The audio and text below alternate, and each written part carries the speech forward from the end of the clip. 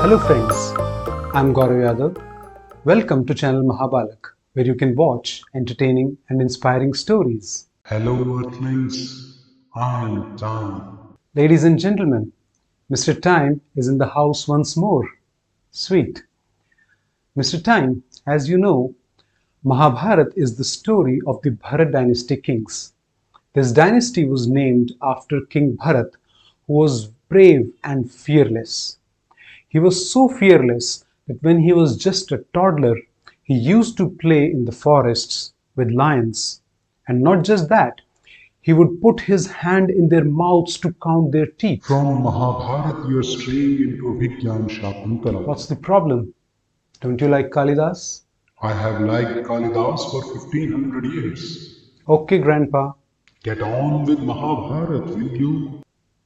Of course, there were a number of brave and energetic kings in the Bharat dynasty. One of them was King Shantanu.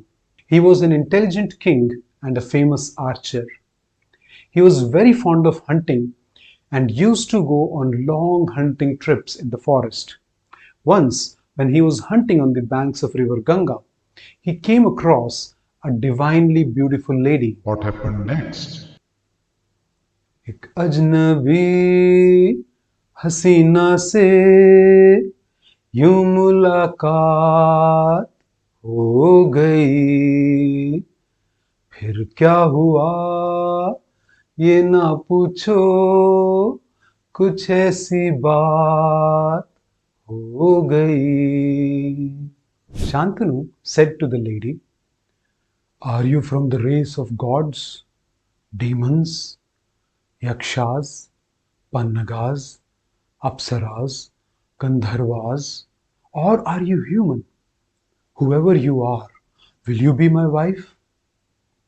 The lady replied, "O Lord of the earth, I will be your wife, but on one condition. Whether my acts please you or displease you, you will never try to stop me. If you ever question me or speak harshly to me, I will leave you immediately." King Shantanu agreed to this condition and they were married. After some time, they were blessed with a son. As soon as the son was born, the lady took it and went and flung it into the waters of river Ganga. King Shantanu saw this, but he was unable to question the lady because he was fearful of losing her.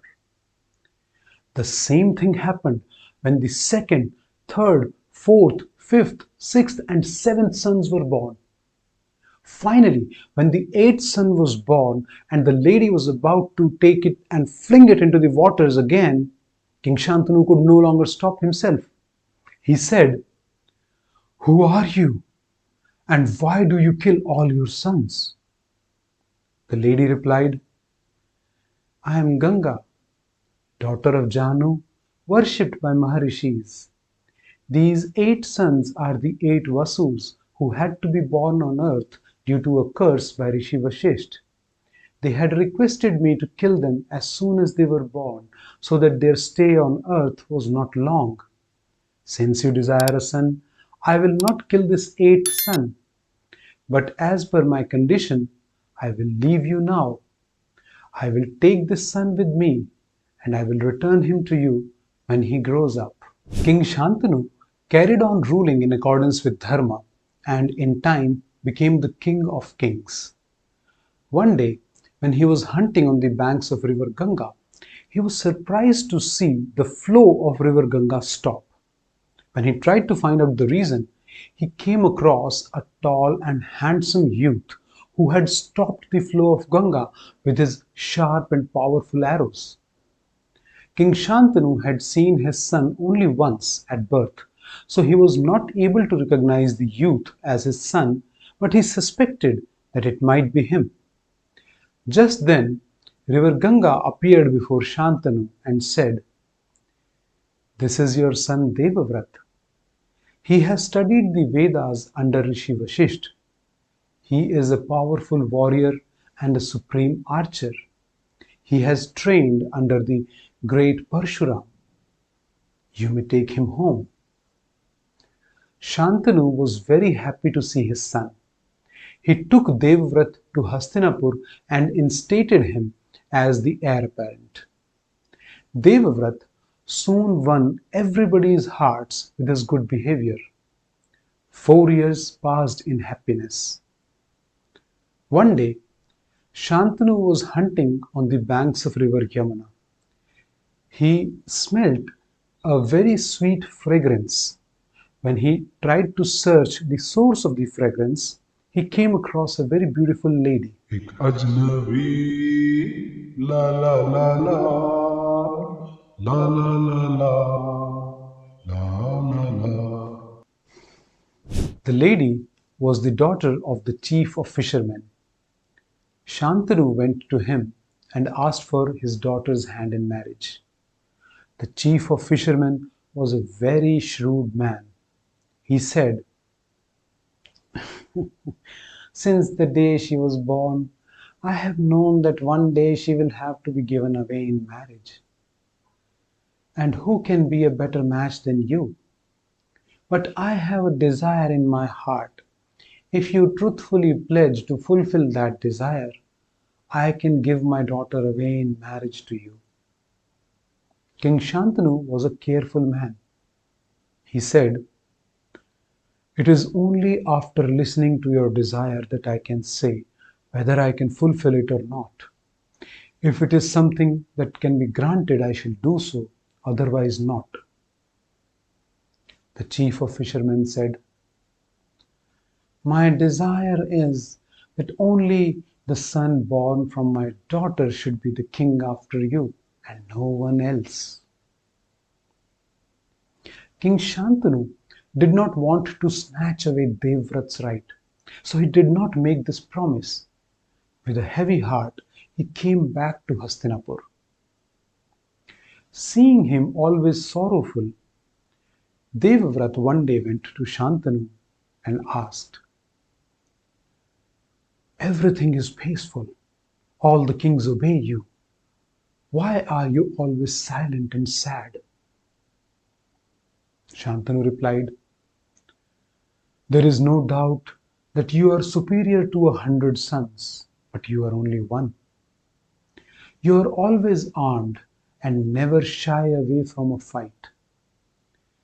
If something happens to you in the course of a fight, our great lineage will cease to exist. I always worry about this." Devvrat was very intelligent. He understood that Shantanu wished to remarry. He went to an old minister who told him everything about the fisherman's daughter and the condition for marriage. Devavrat took some old Kshatriyas along with him and went to see the fisherman. The fisherman said, "You are an adequate protector for your father, and he is the best of fathers. Even if it had been Indra, the king of gods, in my place, he would be sorry to reject a match such as your father's. However, there is one strong objection that I can see. You are such a powerful warrior that your rival can never live in peace. That is the only objection I have, and none other." Devavrat said, "The man has not been born, nor shall ever be born, who shall dare to utter words like these. The son born of your daughter will be the king, and no one else." Look at the shrewdness of the chief of fishermen. He was not satisfied even now. He said, "You are an adequate protector for your father and also for my daughter.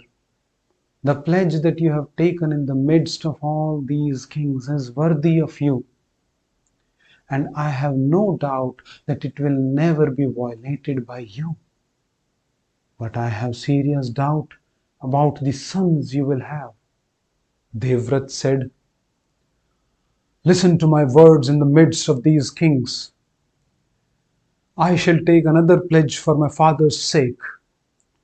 I have already relinquished the right to the kingdom. From today, I also take the vow of brahmacharya, celibacy. When Devavrat took this Bhishma Pratigya, this terrible vow, from every direction arose the cries, "He is Bhishma! He is Bhishma!" He was indeed Bhishma. I have seen billions of men, but there was none like him and there never will be. Indeed, when Shantanu heard about this terrible vow, he gave Devavrat the boon that he shall die only when he himself so willed. And thus Shantanu and Satyavati were married. Mangalam Bhagavan Vishnu, Mangalam Garudaധ്വജ, Mangalam Pundarikaksha, Mangalaya Tano Hari.